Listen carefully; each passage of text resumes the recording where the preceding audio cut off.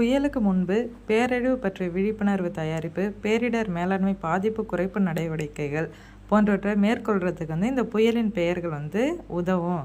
இந்த வட இந்தியாவில் பெருங்கடலில் உருவாகிற புயல்களுக்கெல்லாம் பேர் வைக்கிற நடைமுறை 2000ஆம் ஆண்டில் தொடங்கியது.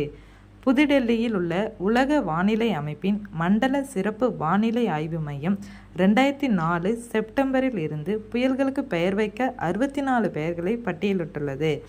வங்கதேசம், இந்தியா, மாலத்தீவுகள், மியான்மர், ஓமன், பாகிஸ்தான், இலங்கை, தாய்லாந்து ஆகிய நாடுகள் இந்த பெயர்களை வழங்கியுள்ளன.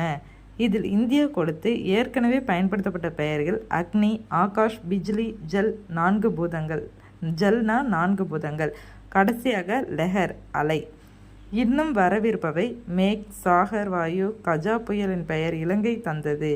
அடுத்து வந்த பெய்டி புயல் பெயர் தாய்லாந்து தந்தது. இடம்பெயர்வு